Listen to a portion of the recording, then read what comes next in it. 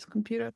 I guess the first question is to learn more about you, your role, who you work with, your title, things like that. If you could share more about yourself, that would be really interesting. My name's David Long. I wear two hats. On one hand, I have a business that we design and make golf head covers and towels, which obviously this is one of our towels. I have a workshop where we make stuff, and we are a direct consumer brand. And the other side of my working life, I work as a marketing consultant with small to medium sized companies. Currently, typical customer working with at the moment is a 3 million a year turnover company in the golf space that has a software product in the golf industry. I've been doing that sort of work for about 24 years. You must have seen so many marketing trends come and go. Oh, yeah.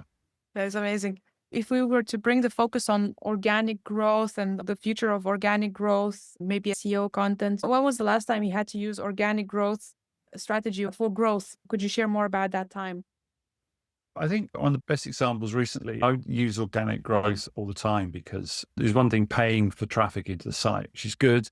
But when people find you through their own devices quicker for people because they're a much more motivated part of the journey. Working with a software company that was selling a particular suite of software into manufacturing industry. And we sat down and worked through and did some research with the existing customers, asking the questions about what they liked about the software, what issues it fixed and everything else. And then we converted that into a whole series of pieces of content that sat on the back of the website to drive organic growth. So I guess it's probably following the model of they ask, you answer.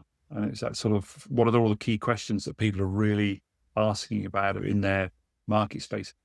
But not just having content that sat on the website, making sure that content then linked into the sales funnel. So you're interested in this, you might want to register for this webinar. And so that drove a huge volume of sales inquiries into the business. So they went from 0 inquiries. When I joined, they had no new sales leads and hadn't had any for 6 months. And within 9 months, we had 95 extra sales leads. That's pretty fast. What are the steps you take to implement this sort of growth and organic growth?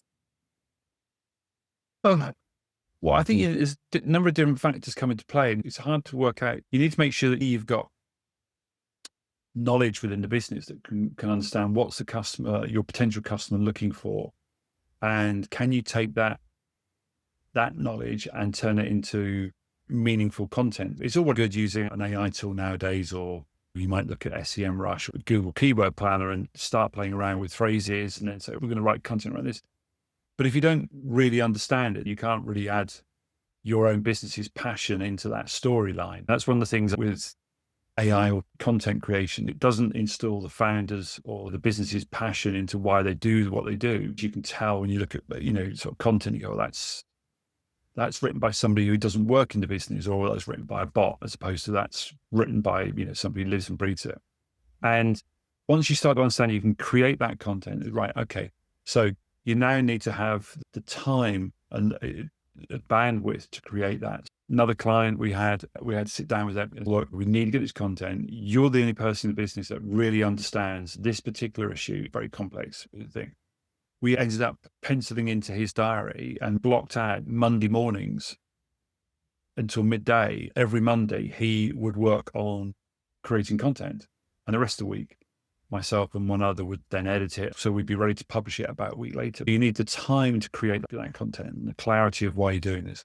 And then the tools. So have you got a website that's easy to update? Quite often you come across people who've got a website that they're having to rely on the agency to update, and what you need to be able to do is be able to do stuff a lot more dynamically than that. Have you got the knowledge, the time, and the capability? Are the 3 key things in my mind.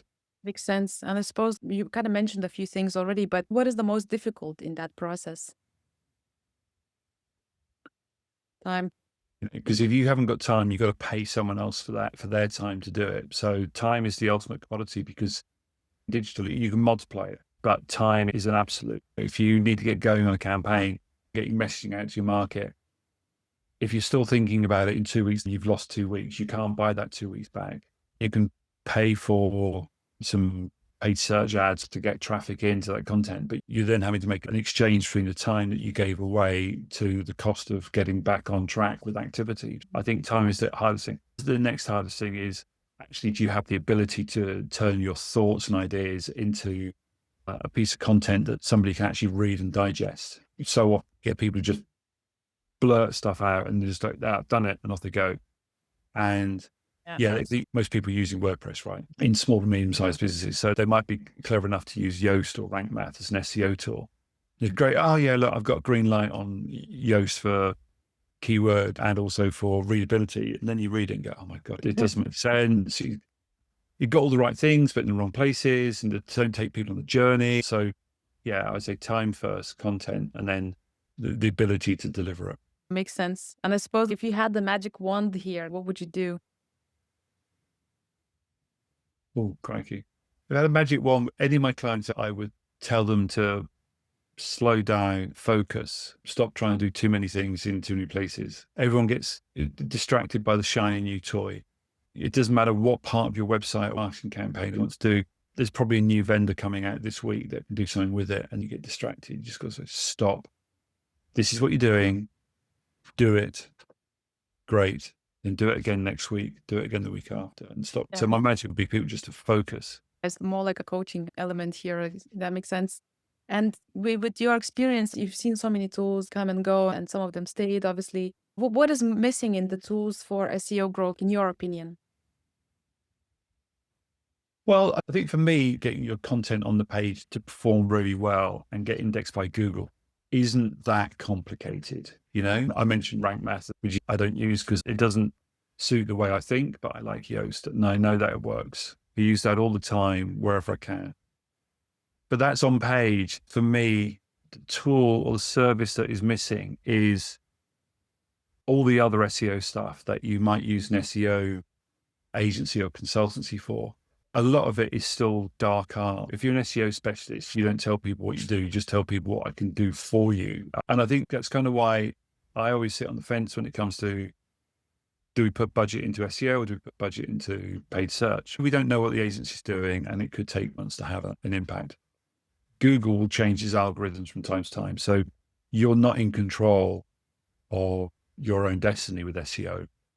Whereas if you create the same content and promote it via paid search and other techniques, you're in control. You can put a calculation around how much traffic you can get back into that piece of content. I see. Okay, so paid searches gives that control, a bit more control.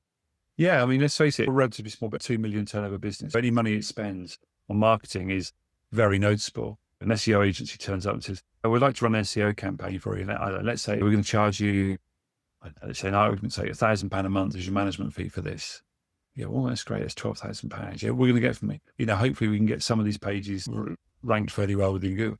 It's not absolute. It's kind of like we think we can get this done. Mm-hmm. Whereas we could create some content, put that into your, make it into your sales funnel and your workflows. Say, right, there's a piece of content. We know people are looking for it. I've done a piece with another client at the moment, and I'm trying to persuade them to move from pay-per-click to organic because they don't have enough money to spend on pay-per-click. They're spending the money stupidly. They're spending it on their brand name. They're getting 3,000 visits a month, which they probably would have got anyway, because if you type in their brand name, they appear number one on Google. So they would get that click anyway. Mm-hmm. They have no blog and no organic content. And building this strategy around this is okay, but if you don't want to spend lots of money on paid search, then we need to do some organic. Look at, there's 6.8 million searches a year around their topic.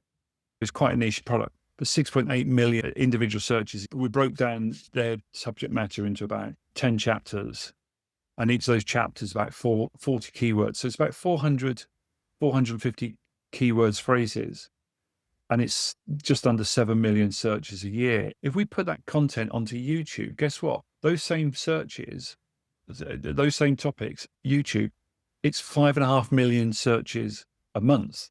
It's insane. The volume of scalability is insane. They could never afford to run ads. We get to a point where we get more sales coming in, and then we can really ratchet up. Because it's a software as a service, it doesn't take a lot to deliver a new customer. So we're not having to build a big factory, lots of staff. The scale up issue is quite good. We can quickly raise the profit rate. And then we can then put some of that profit back into paid marketing and actually fast track it even further. But right now, you look at it and go, well, you can't afford to do this. So if we do that, actually, there's a whole audience we've not been reaching. Sometimes paid is good, sometimes organic is good. That's really interesting. The open-ended questions, we asked all the questions. The